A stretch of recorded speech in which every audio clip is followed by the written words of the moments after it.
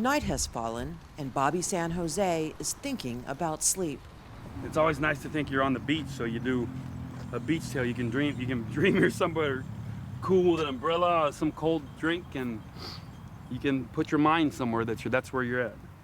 Tonight, his bed is a baseball dugout in a city park. Good night. San Jose has been homeless off and on for the past 10 years on the streets of Long Beach, California, where once he was a local hero. In the mid-'80s, San Jose was the star quarterback for Wilson High School.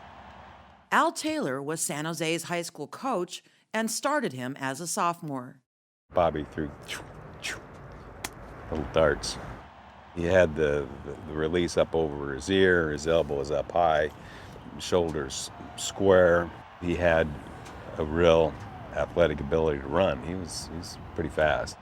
His senior year, San Jose was student body vice president, king of the winter formal, and one half of Wilson High's best couple. He was also one of the top quarterback prospects in the country. When he committed to UCLA in 1986, Bruins coach Terry Donahue called him a young Joe Montana. Troy Aikman was his teammate. A really gifted athlete. You know, he was one of those guys that like we're seeing a lot of right now. You know, someone who could really run and throw the ball exceptionally well, and thought the sky was going to be the limit for him. What do you remember most about Bobby in high school? He was well liked. He walked around with a smile. He was very jovial. Aaron Gonzalez was a year ahead of San Jose at Wilson High. Earlier this year, he recognized him on the street. Gonzalez brings him food and clothing when he can find him.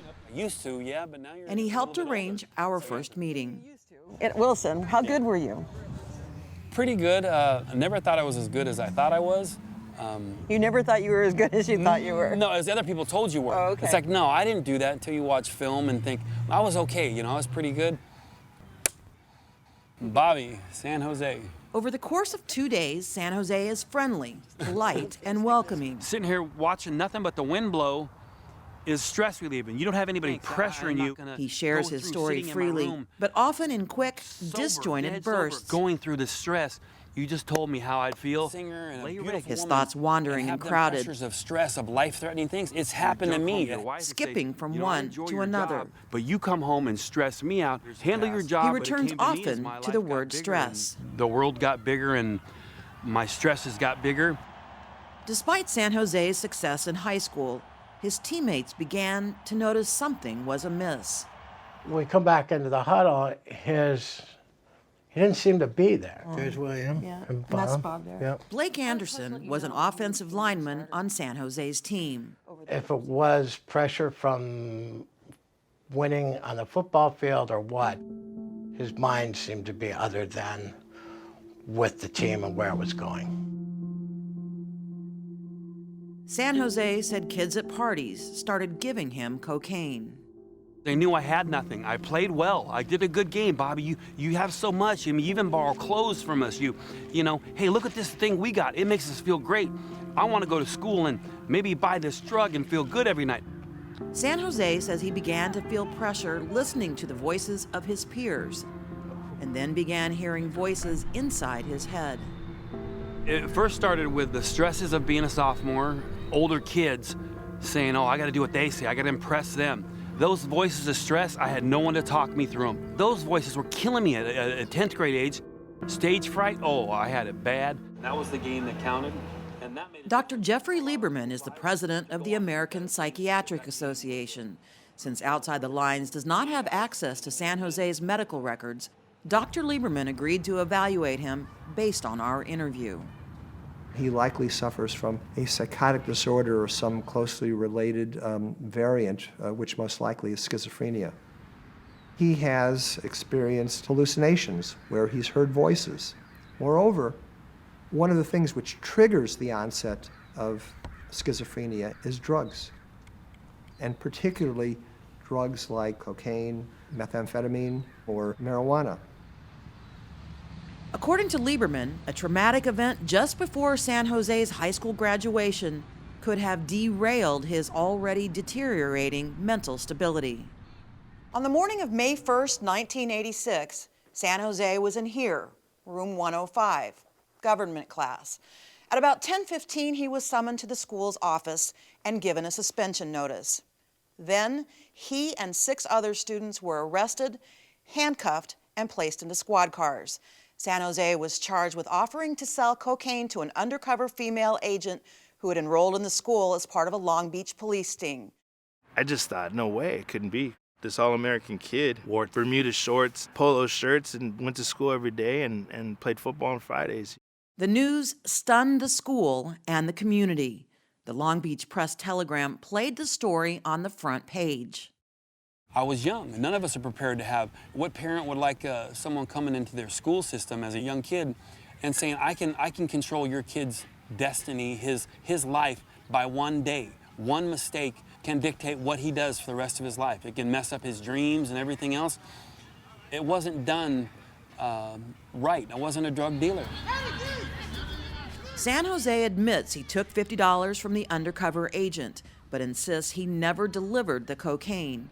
The drug charge was dropped, but he was convicted of petty theft for taking the money. He was expelled from school, but allowed to finish his degree via independent study. What effect do you think the arrest, the sting, had on him? I think it had a profound effect on Bob, and I believe he's never gotten over that. But I believe his own paranoia is keeping that alive in his mind. Bobby San Jose has come in. They really like him. San Jose says his high school arrest followed him to college. So did the Voices.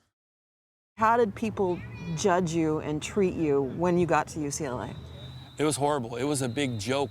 San Quentin was my nickname, you know. And wait, my last name's San Jose, not San Quentin. That means prison. I didn't see that at all. I saw a guy who was very well liked, got along exceptionally well with his teammates. You know, I think Bobby carried a lot of weight on his shoulders is what I sensed. It just seemed that he always had a lot of things going on inside his head. And, you know, when we were together on the practice field or in the meeting rooms or whatever it might be, it seemed like there was always something kind of, you know, taking away some of his time and some of his concentration.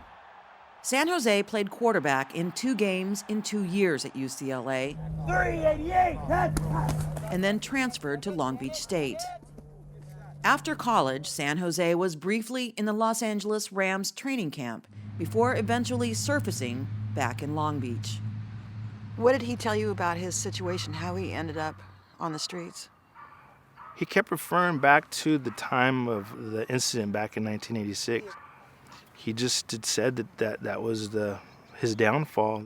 He's still a kid in a grown-up's body talking about what happened, 28 years ago. What was it in you that you couldn't cope with? Unprepared with the voices that bang in your head, you know. I didn't know I'd have an inner voice chatterbox that would have like. Have you ever been in a stadium where 100,000 people booed you? The game's over. Guys have to read the paper and they get, oh man, this sucks.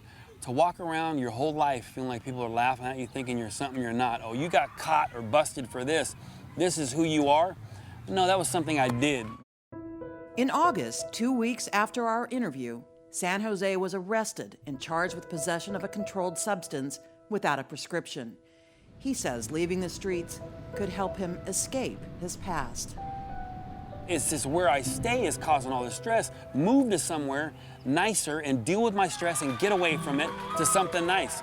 And I gotta really think about it. Everyone else has their home and they're safe and they're secure. I'm looking for my own. He's a good person. He's a human being. I want him to feel, at peace that maybe we can try and get him out of this. The end result here, I would hope for, would be for him to be off the streets and in a comfortable environment. In October, we met Aaron Gonzalez to try to find San Jose again. Yeah, it's not him. It is him. It is? Bobby.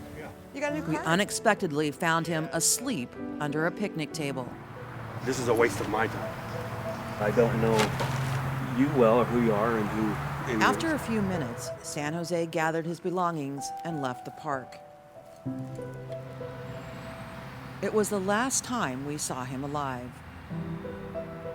5 days later, San Jose was hit by a car near the park where we found him. He was taken to a hospital and later died from his injuries.